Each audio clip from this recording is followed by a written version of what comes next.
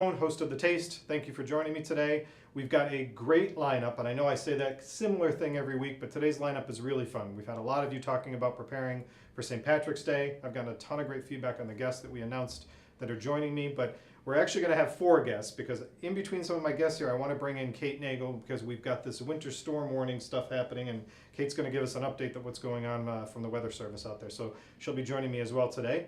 I also have Dennis Sullivan, who is the parade chair from the Newport St. Patrick's Day Parade. One of the biggest parades, I think, in the state, draws an awesome attendance, has been going on for quite a long time. He's going to give us his tips, tell us about the parade, some of its history, so I'm excited to have Dennis come in shortly. Then I also have another good friend of mine, Ruth Verrazano, who is just a couple blocks away from here, who is the proprietor and owner of Murphy's, and she has been there for a very long time, had it in a few different locations. She's going to give us some of the history of what's been going on at Murphy's, all of their St. Patrick's Day plans, and talk to us about their menu as well. And then my final guest is going to be Janet Russell, who is the owner of McBride's Pub, another Irish pub on the east side of the city over here. And same thing, she's got a very interesting story on how McBride's came to be, and she's going to fill us in on that story and what they're planning for St. Patrick's Day. It's the first time in a while that St. Patrick's Day has actually fell on a Saturday, so it's going to be quite interesting to see how the celebrations kind of span 3 days of celebrating, probably Friday through Sunday. That being said, let's get started, and I will bring in Dennis so we can start talking about the Newport St. Patrick's Day Parade. Hello, sir. Hello. Thanks for coming in. Thanks for joining me. I'm glad you're here today. Inviting us. So you've been at this for quite a while now, yourself, right? Yeah, for almost a quarter century. A quarter century being involved in, and this is all on the parade committee? On the parade committee, I've been a member of the Hibernians. That's how I originally got involved down in Newport, and I've been chairman for the past 21 years. 21 years you've been chairman. This is like, you know this thing like the back of your hand now. It never gets easy, that's for sure. There's always something new that'll come up. Well, that's not a bad thing, though. That means the parade's always evolving. But Yeah. so you've been 21 years as the chairman. How many years has the parade been going on now? The parade has been going on now. This is going to be the 63rd annual. However, there have been parades traced back to the early 1800s. We do have a history there. It's just they were never Recorded consecutive. or tracked? Well, they were never consecutive. No, they were recorded.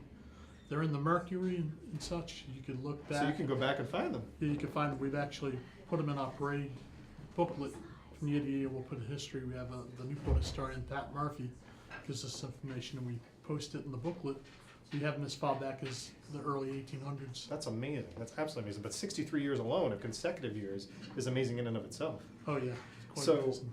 63 years of going, 21 years of you being the chair and being involved of it, you have to seen this thing evolve massively in 21 years. Oh, yes. It's definitely grown over the years. Things have changed a lot over the years, and that's due to all the hard work of not just his chairman. I'm talking about all the parade committee people, prior chairmen, and so forth and so on, have caused it to grow.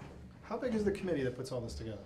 We're currently at 10. However, we lost 2 of our members this year, passed away, which was a hard hit on us. Now, and it's sad because, I mean, anytime you lose anybody, it's sad from that standpoint, but 10 people to think about that, even 12 people to put this massive endeavor on that goes on once a year, it's a lot of work. It is a lot of work, that's for sure. So in the planning of this and producing of it, as it each year, does it seem like it gets bigger and, you know, more things added to it, or what's the differences that you've been noticing over the years? We like to keep it to a solid 2 hours, and the reason we keep it around that is because the businesses like to have it at that. They don't want it to go on too long or too little.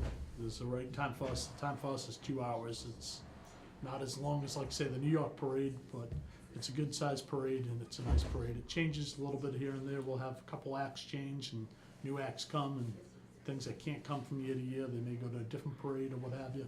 So you said it's 2 hours long. This is the first time the parade's been on St. Patrick's Day in a number of years. Yeah, that's correct. So this is going to be an amazing Saturday with the St. Patrick's Day actually taking place on the actual day of the parade. Correct, yeah, But well, but 2 hour parade. When does it start?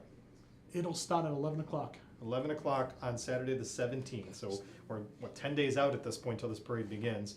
A 2 hour parade, and where does it kick off? It kicks off at City Hall on Broadway in Newport, And where does it end? Because it goes quite a distance. and it ends at St. Augustine's Church down in the 5th Ward, down on Carroll Avenue.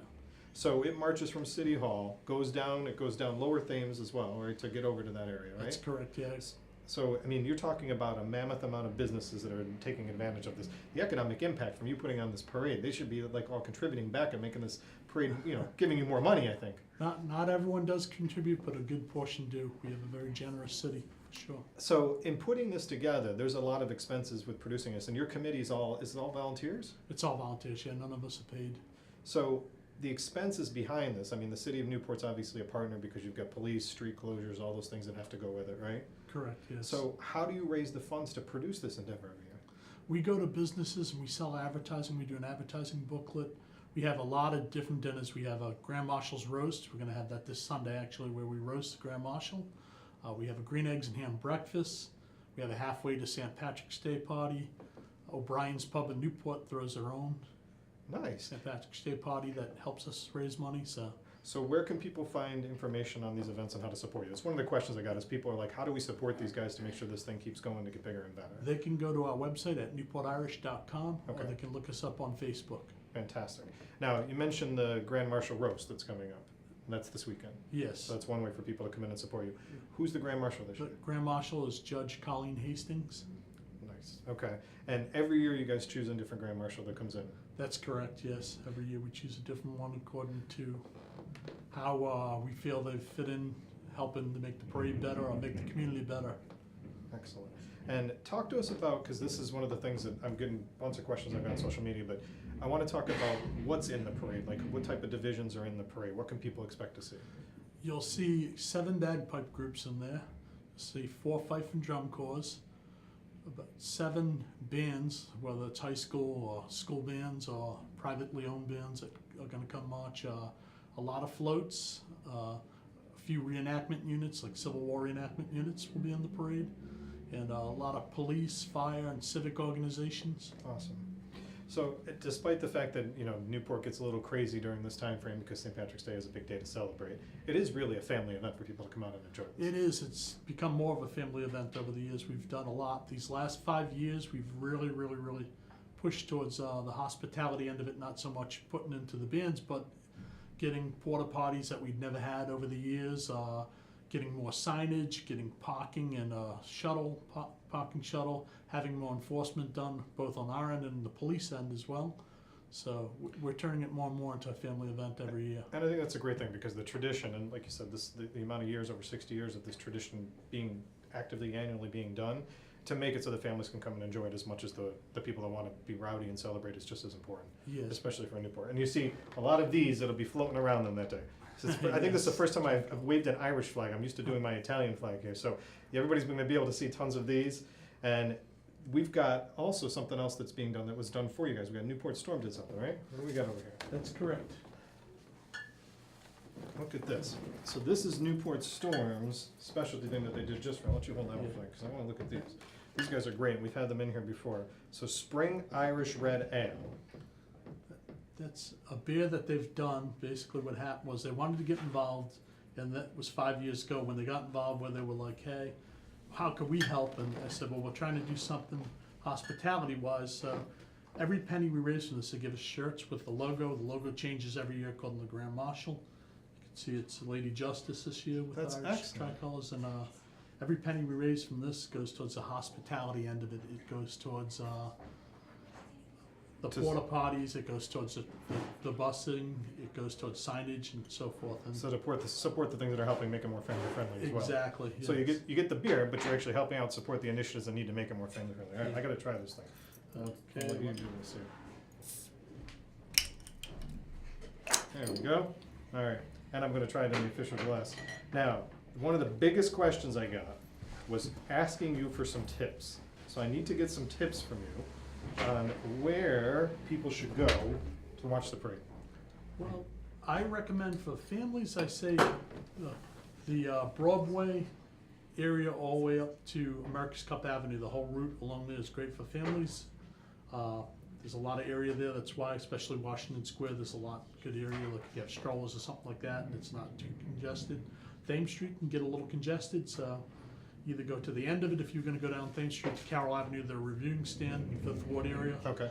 or up higher, like I say, America's Cup Avenue or before. And people should get there early. So the evening begins at 11:30. They got to get there early. Correct. Okay. The bridge is backed up before if they wait too long. If you wait until like 11 o'clock when it's kicking off. Got it. you may- Well, I want to thank Dennis for joining me today.